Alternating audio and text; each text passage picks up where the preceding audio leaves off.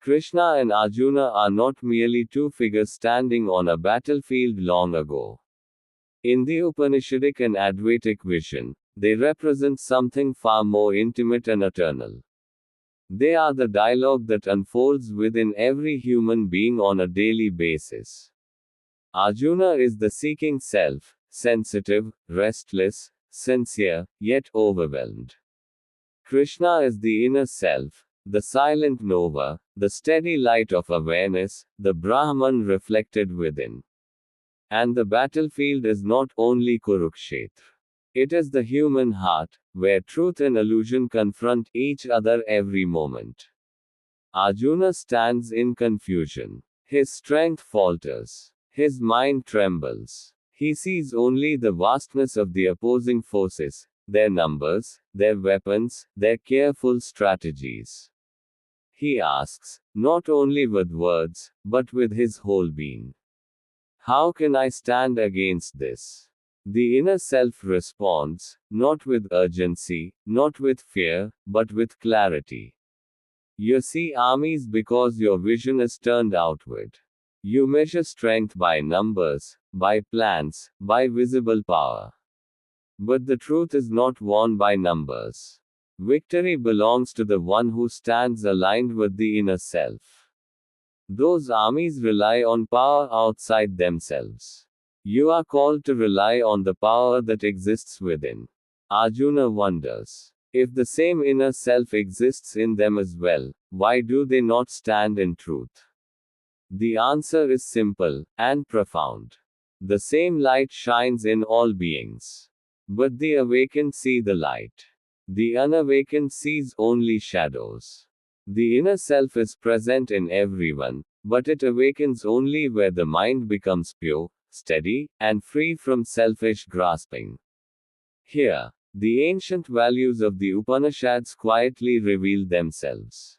The inner self awakens where truthfulness replaces deception, where self-restraint steadies desire, where simplicity replaces excess, where humility softens knowledge, and where reverence for all life dissolves hostility. The inner self reveals itself not through force, but through readiness. It awakens when action is performed without expectation of reward. When the mind becomes calm and truthful. When ego loosens its grip. When compassion replaces hostility. When truth becomes dearer than victory. When understanding matters more than domination. When the fruits of action are surrendered. These are not moral commands imposed from outside. They are natural expressions of inner clarity. Then the inner self begins to speak. Not in words, but in clarity. You tremble, the inner self reveals, because you believe you are the doer. But when action flows from the inner self, fear disappears. Act as an instrument of truth. Act with steadiness, without attachment. Act with compassion, without hatred. Act with courage, without arrogance. Then action becomes effortless. Look at the opposing army, the forces that rely only on the external. They possess great warriors, strong alliances, vast resources, careful strategies. Yet their trust rests solely on power, calculation, and control. Even wisdom stands before them, yet they turn away. Because the ego prefers strategy over truth, control over surrender, victory over harmony. The unawakened belief, we will win through power. The awakened know, truth alone prevails. The inner self is silent, yet guiding. Detached, yet compassionate. Still, yet powerful. Effortless, yet precise. It embodies the highest Upanishadic values. Fearlessness, because it knows it is unborn. Non-hatred, because it sees itself in all beings. Non-attachment, because it lacks nothing. Equanimity, because pleasure and pain pass equally. Wisdom, because it rests in what is eternal.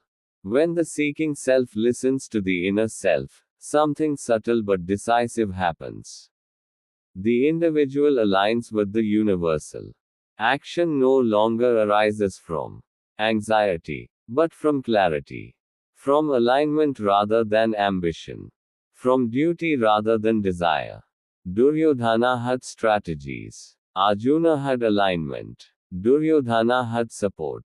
Arjuna had clarity. Duryodhana had armies. Arjuna had the inner self. External strength works only within limits. Inner alignment moves with the universal self. That power is invisible, but decisive. When one acts in harmony with Brahman, even obstacles unknowingly assist. Events arrange themselves. Paths open naturally. Effort reduces. Struggle dissolves. Right action becomes natural. Victory is no longer a goal. It becomes a consequence. And deeper still, the awakened know this. Even victory and defeat lose their power over the self. Because the true Kurukshetra is within. Every person stands between outer strength and inner truth. Those who depend only on outer strength struggle endlessly. Those who cultivate truth, self-restraint, compassion, humility, and surrender move with the universe itself. Krishna is not outside Arjuna. Krishna is Arjuna's awakened self. And when the self listens to the inner self, Brahman acts through the individual. Where Brahman acts, fear cannot remain. Where Brahman acts, clarity prevails. Where Brahman acts, harmony replaces conflict. Nothing extra is required. Only stillness. Only listening. Only alignment with truth. And in that alignment, the war ends. Not because something is conquered, but because ignorance falls away. The self remains, as it always has.